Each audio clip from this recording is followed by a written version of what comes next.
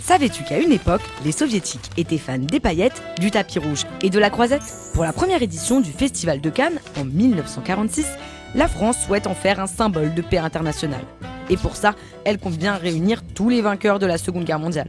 L'URSS y participe, et avec enthousiasme. Elle fait imprimer des brochures prestigieuses sur ses films en compétition, organise des cocktails, répond à la presse française. Ils emmènent tous les membres du jury, etc. en excursion, ils payent tout. C'est vu d'emblée comme un soft power, comme un lieu pour développer une position médiatique importante. La guerre froide n'a pas commencé, mais Cannes est déjà perçue comme un terrain d'affrontement. L'enjeu pour les soviétiques, ça va être de présenter un maximum de films. Il y a toutes sortes de tractations pour que l'Union soviétique présente autant de films que les Américains. Ils organisent un cocktail et une réception somptueuse avec caviar, vodka, etc.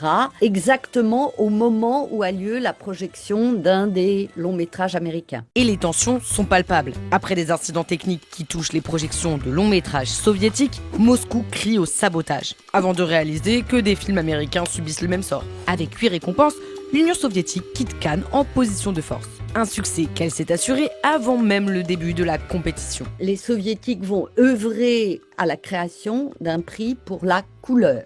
Or, ils arrivent avec un film qui a été réalisé avec de la pellicule Agfacolor, qui est la grande invention allemande des dernières années de la guerre. Les États-Unis, eux, filment en Technicolor, qui est une technologie d'avant-guerre. Et là, les Soviétiques, en imposant un prix de la couleur, sont assurés de gagner. Et pourtant, entre 1947 et 1953, l'URSS n'apparaîtra plus qu'une seule fois sur le tapis rouge. D'abord parce que le festival perd sa dimension internationale en 1947 et n'a pas lieu en 1948.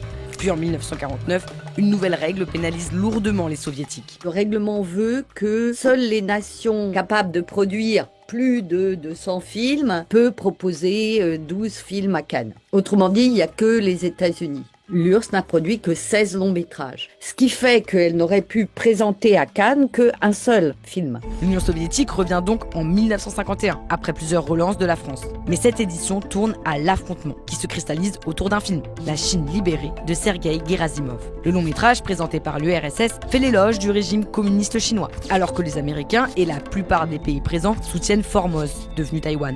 Le comité d'organisation le retire de la sélection pour éviter la crise diplomatique, ce qui provoque la colère de Moscou qui boude les 2 éditions suivantes. 1954 marque un tournant. L'URSS revient et à partir de là, les relations franco-soviétiques s'apaisent. Certaines éditions qui suivront seront tout de même marquées par de nouveaux scandales, jusqu'à l'éclatement du bloc soviétique en 1991, rappelant que la politique n'est jamais bien loin du tapis rouge.